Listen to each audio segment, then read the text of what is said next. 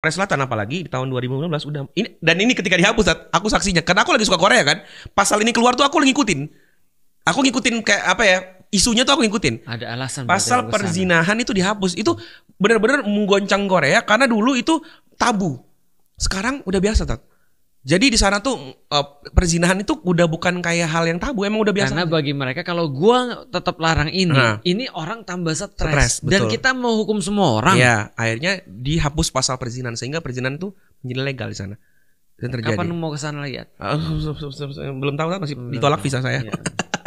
Nah, ini misalkan mereka rata-rata partner sebelum menikah itu 4,1, ya yang kurang lebih 4 orang yang mereka telah berhubungan sebelum menikah. Kemudian ada yang bilang lagi, bahkan ada yang bilang aktivitas seksual di luar partner itu sampai 30 kali per tahun, ya. Nah, kita lihat lagi. Ini bukan artis. Ini orang Korea asli nih. Kita coba tuh wawancara dia tentang hubungan seksual. Kita coba lihat ya. Menarik.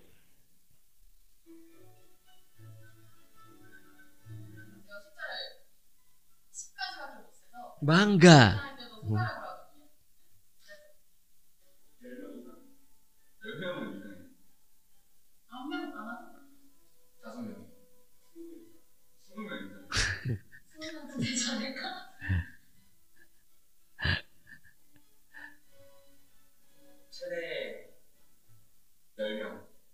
지금 제 나이 기준에서 얘기한 거예요. 최대 10명.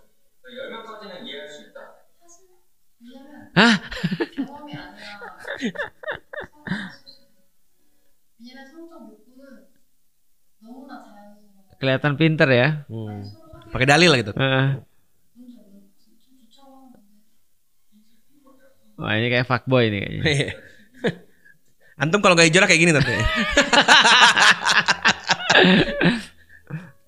Enggak, aku kalau ini aku sakral. Ya, iya sih, ada cara cerita sih. Tuh, sudut pandangnya kan. 열대반이면 충분히 서로 알아가고 감정 교류를 할 수 있는데 준비가 안 됐다는 것은 자신이 없다는 거. 세 달이면 충분히. 그런 의식이 많아져서 여자친구한테 힘들게 할 것 같아요. Ya, karena tadi 6 bulan. Ya, jadi Ini udah sabar banget berarti dia ya. Iya. Kebetulan memang dia backgroundnya, kalau ini kan wawancara udah kepotong-potong ya. Kebetulan dia memang backgroundnya agak agamis. Jadi dia anak gereja lah gitu. Anak gereja. Maksudnya sering ke gereja gitu. Iya. 6 bulan. Gereja cukup lah untuk 6 bulan untuk menahan ya. Jadi ngerasa kayak apa? Nah, di sisi lain aku nonton vlog-vlog yang orang-orang Korea ditanya soal Islam. Mereka kepo soal Islam juga. Mereka kaget pas tahu fakta orang Islam itu nggak boleh berhubungan sebelum nikah. Terus mereka bilang, lah pacaran ngapain terus? Bingung mereka. Iya, aku juga nanya pacaran ngapain. Iya, itu pertanyaan antum kan dulu. Ngapain pacaran kalau nggak ngapa-ngapain kan? Benar. Ternyata itu bener pertanyaan orang-orang yang normal, tanda kutip nih, orang-orang sana juga nanya. Ngapain terus kalau gitu? Benar. Iya cuman kenapa dia? Ya cuman pegangan tangan aja bla. Ngapain gitu? Tapi masuk akal sih. Iya kan? Masuk akal. Itu pertanyaan mereka kan. Nah, intinya ditambah lagi di tahun 2021 itu Korea mengizinkan aborsi. Karena yang antum bilang tadi ya, kalau andaikan ini masalah dan kalau kita jadiin ini kemudian yang ini nggak legal, ada berapa banyak kita mau hukum. Betul. Ketika sudah kemudian kita halalkan atau kita okein, ternyata nggak selesai. Karena satu bohong akan mengarah kepada bohongan yang lain, satu masalah akan mengarah pada masalah yang lain. Lah kalau dia dibolehkan seks bebas kan nggak mungkin nggak terjadi, pasti ada kehamilan di luar nikah. Nah maka di saat kehamilan tidak diinginkan, aborsi menjadi legal. Ini aktor yang sempat kena masalah dulu karena dia pacarnya aborsi. Habis dia keluar dari karirnya. Terus sekarang udah naik lagi. Kenapa pacarnya aborsi terus dia yang keluar dari karir? Nah karena dianggap dia nyuruh pacarnya aborsi. Oh gitu. Nah tahu nggak kenapa dia bisa naik lagi? Kan boleh. Padahal kan Korea kan cancel culture kan. Betul. Dia ini satu di antara mungkin sedikit banget orang yang naik lagi setelah di cancel. Aneh banget kan? Iya. Kemarin sempat ke Indonesia dan ramai yang nonton. Orangnya baik sih bener. Gara-gara apa? Gara-gara ternyata terbukti yang mau aborsi itu pacarnya sendiri. Jadi bukan masalah aborsinya, Tan. Jadi masalah cuman yang nyuruh siapa nih? Kalau lu yang nyuruh, tega banget lu. Anak lu gitu. Pas ternyata enggak, cewek gua doang yang sendiri yang mau. Ayo sini lagi main film lagi gitu. Ngerti gak sih, Tan? Aneh ya. Nah, ya itulah. Nah, efeknya adalah fertilitas di Korea, coba kita lihat angkanya. Lowest fertility in the world. Korea 0,7, Indonesia 2,2. 0,7 Ustaz. Antum bisa, kalau antum cukup paham data ini kan, karena antum sangat concern juga masalah ini kan Ustaz. Itu udah peradabannya cease to exist. Iya. Peradabannya itu sudah apa ya? Menggagalkan diri untuk eksis. Betul. Dan ini concern seluruh orang. Jadi kalau di Korea sendiri, orang-orang yang cukup mikir, anak kampus, mahasiswa, akademisi, itu ketika aku nonton video-videonya, itu pembahasan mereka soal itu tentang kita gimana yang nyelesain masalah ini. Padahal Jepang 1,7 loh. Iya bener, lebih rendah dari Jepang. Aku terakhir ke Korea Tat, orangnya bilang gini, kami sekarang menang dari Jepang, angka bunuh diri kami lebih tinggi. Beneran dia ngomong gitu. Fertilitas kami lebih rendah. Jadi kayak kami sekarang lagi lawan Jepang nih, kami lebih unggul.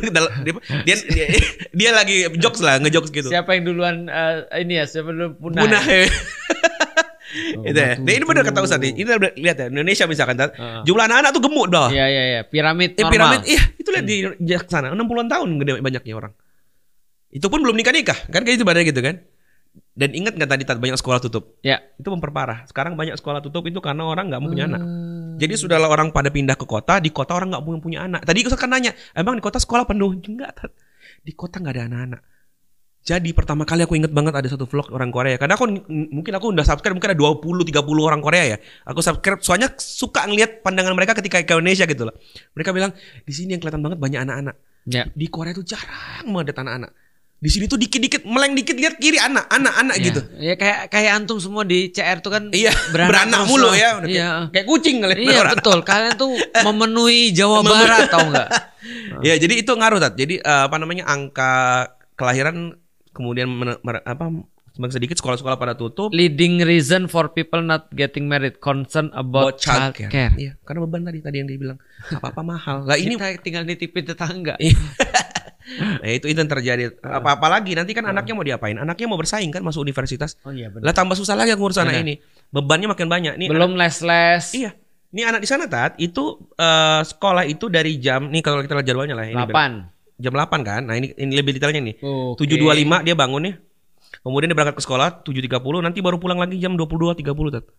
Ini serius? Iya serius. Sekolahnya sebenarnya sampai di tuh 19.40. Bersyukur kalian ya.